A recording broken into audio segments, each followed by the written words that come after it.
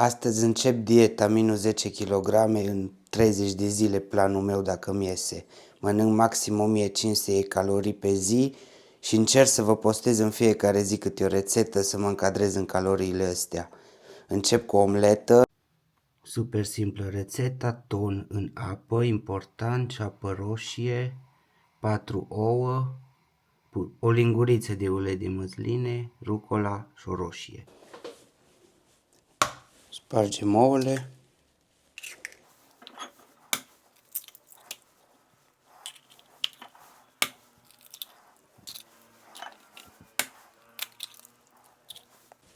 Sare.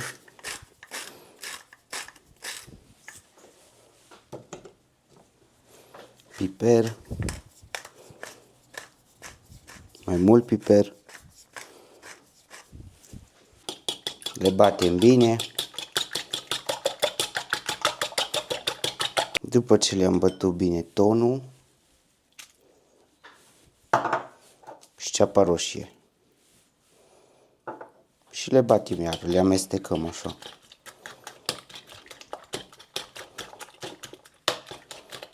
Nu vreau să las tot în bucăți, vreau să fie așa mai mărunțit.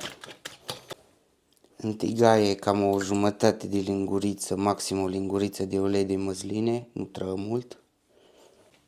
Bun, după ce tigaia e încinsă, băgăm compoziția și o aranjăm un pic așa să fie ton peste tot. Asta e mai simplă. O roșie, eu nu vreau mai mult.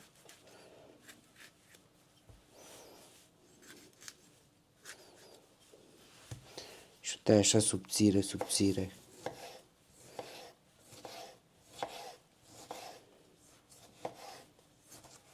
La rucola un pic de ulei de măsline. Nu omoară pe nimeni. Sare. Piper. Amestec așa un picuț. Am uitat încă un pic de zeamă de lămâie. Când e făcută pe o parte, o întoarceți dacă vrei pe o farfurie, eu nu vreau. O să fac în jumate. O mai apăs așa un pic. Și ce pe aici o trag așa. Bun, omlețica e gata. Hai să încerc să o pun fără să o rup. N-a rupt-o. Așa. Și acum o decorez cum vreau eu.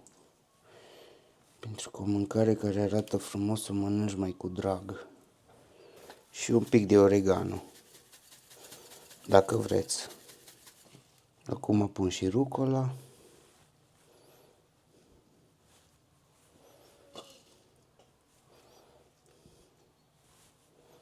Și cam asta e prima rețetă din dieta mea.